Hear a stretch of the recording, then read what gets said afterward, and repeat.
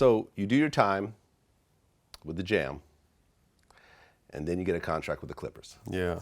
How did it feel to finally get on a team? Because this was how many years later after you graduated? It a little bit over a year. Okay. So it wasn't that long. Okay, it wasn't that long. Yeah. It was a blessing to have the opportunity, but I still felt like I hadn't made it. Everything, man, my first probably 5-6 years was an audition, really.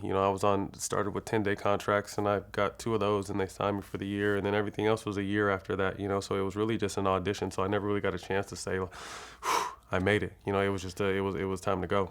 Well, right, because you got signed to the Clippers. Yeah. And then you get signed to the Kings. Yeah, like, so that right was a afterwards, situation right? where I was supposed to sign a 2-year deal back with the Clippers, but this is when Sacramento and the Lakers were battling. This is during, early 2000s, and Chris Webber was a good friend and almost a mentor of mine. So every summer I'd go back home to Sacramento and work out with these guys, and I would be playing with them, and they offered me a contract, So I ended up going to Sacramento, my hometown, to play, and then being a part of the big Chris Webber trade to Philly.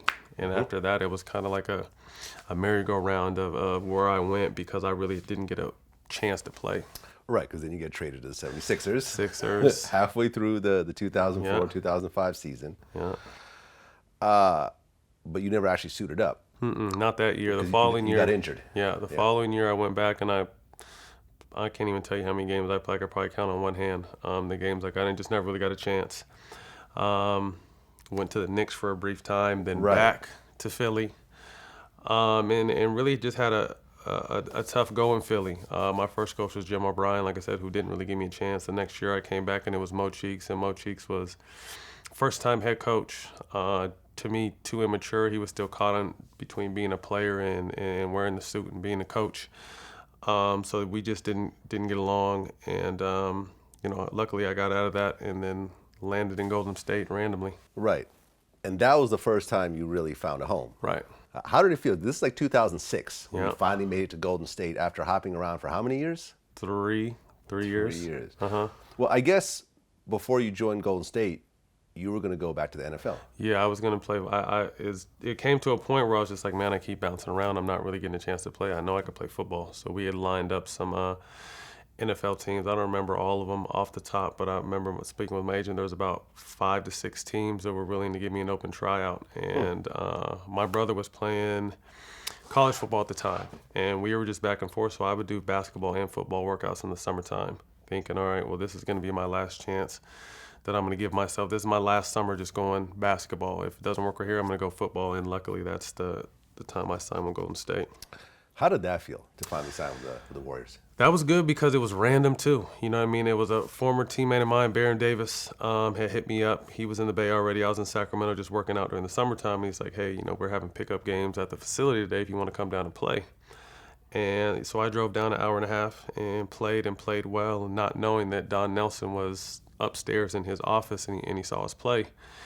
And he came down to me after we had played pickup and asked me, told me I played well and where was I signed at this year. And I just like, nobody. And he's just like, we have 16 guarantees already. And I want to say they only keep 14. So they had 16 people guaranteed under contract, plus 2 or 3 guys that are bringing to training camp. He's like, I can't promise you anything, but if you play as hard as you played today, you'll have a chance to make the team.